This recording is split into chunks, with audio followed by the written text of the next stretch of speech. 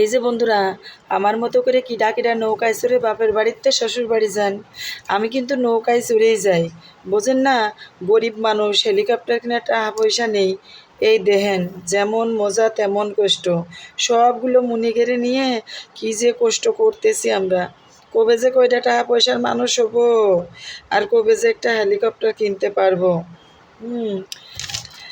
তো হেলিকপ্টার কিনতে পারলে হেলিকপ্টারে চড়েই যেতাম, কষ্ট কম হতো নাকি? আহারে কি সুন্দর পানি, নদীতে পানি দেখে কিরণচন্দ্রের কথা মনে পড়ে গেল।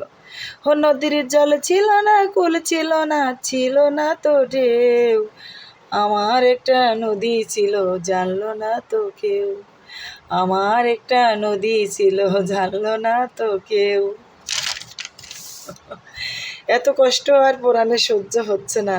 আল্লাহ কেন যে এত গরিব করে পাঠাইছে দুনিয়ায়। এই দেহেন ওইদিকে মাইশামণি তার মামার সাথে গাড়ি উঠে মজায় আছে, আর আমাদের কষ্ট তো দেখলেনি।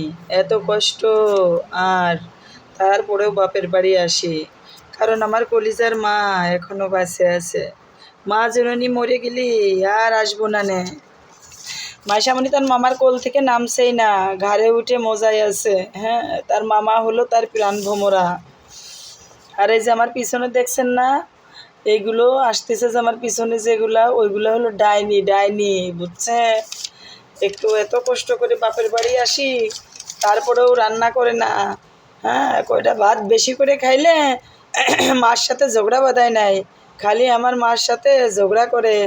ঝগড়া বাঁধা নাই, দরজা বাড়ি মারে, খুন্তি দিয়ে কড়াই আছাড় মারে। এত কষ্ট করেও আসি, আর ভাবিরা হিংসা করে। হিংসা, বুঝছেন? আমারে নিয়ে হিংসা করে।